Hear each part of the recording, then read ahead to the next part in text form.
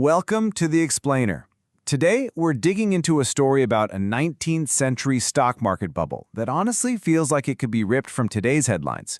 It's this incredible tale of huge hopes, crushing realities, and that timeless danger, of mistaking paper for real gold. So let's meet our protagonist, Mנחem Mendel. He's this guy from a small town who's absolutely convinced he's just stumbled upon the secret to getting rich, like really rich, in the big city of Yahupits. He's completely ditched his old, kinda shady business, which, funny enough, he just called London, for something that sounds way more thrilling: papers. All right, so our story really kicks off with one single choice. Picture this. Mנחem Mendel's on a train, heading home to his family. But then, an acquaintance whispers this rumor in his ear, a rumor of easy money, some new game in town. And just like that, he's at a crossroads.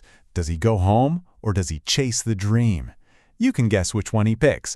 And that decision, well, it sets this whole crazy story in motion. And this decision immediately sets up these two completely different worlds. On one hand, you've got Mנחem Mendel in the big city, Yahupits, totally lost in this fantasy of all the money he's going to make.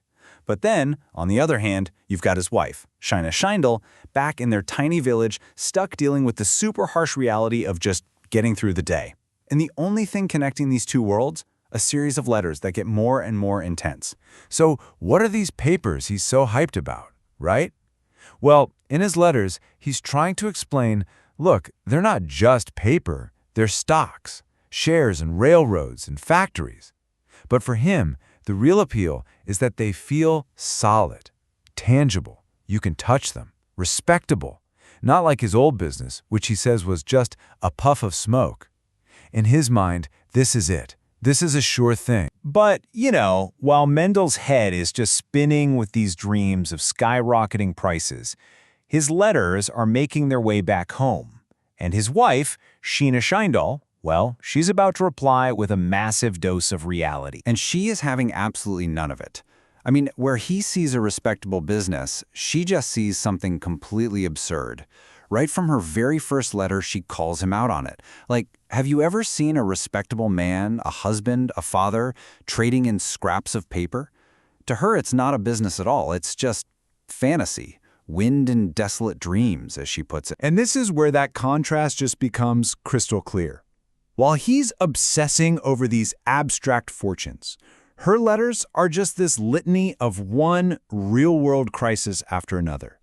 A sick kid who swallowed a coin, another one scalded by hot water, dealing with gossipy neighbors, condescending doctors, and on top of it all, there's never enough money.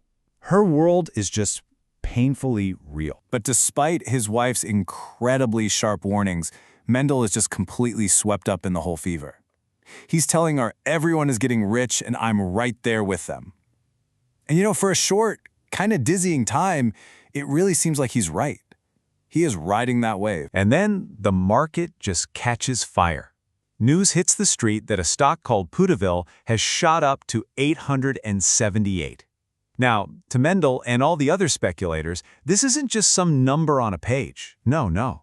It's a sign from heaven. It's confirmation that they are on the one true path to just unbelievable wealth. And then the frenzy just gets even crazier.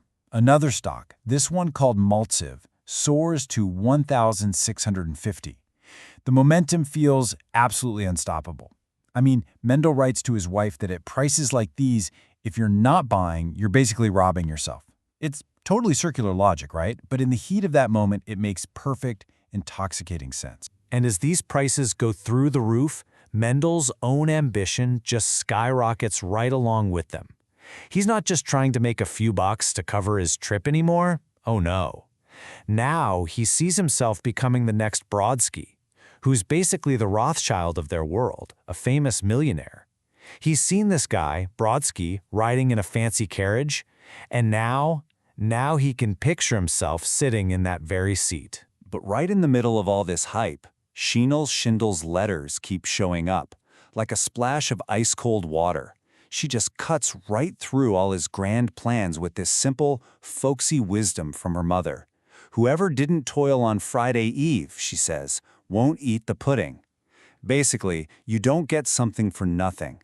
Wealth, she's insisting, doesn't just magically appear out of thin air. But here's the thing about a world built on dreams and paper. It's incredibly fragile.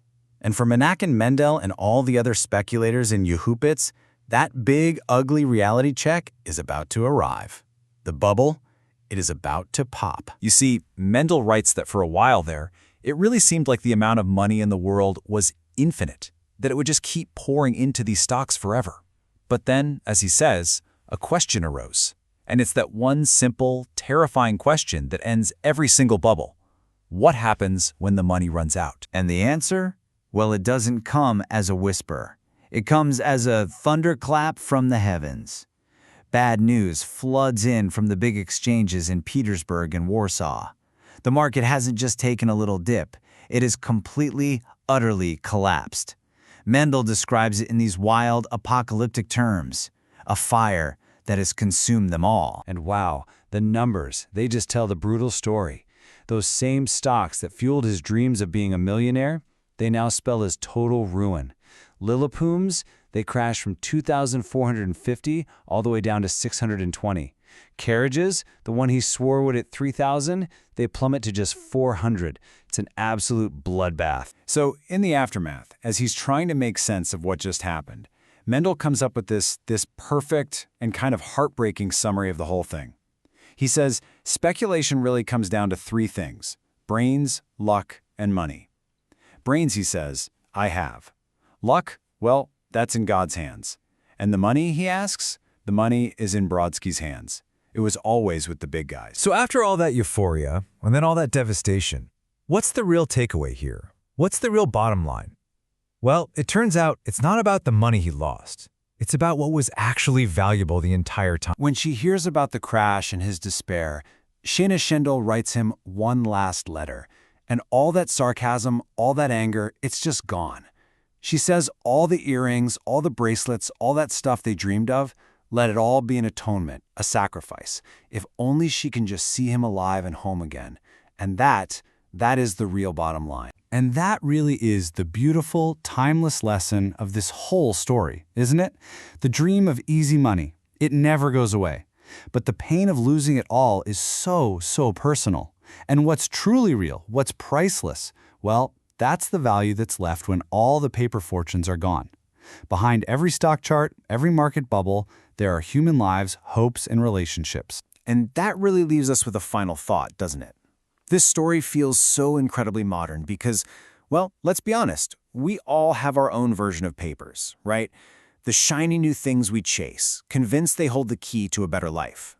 So the question this story really forces us to ask is this: when we get caught up in chasing our modern papers, what's the real price we're willing to pay?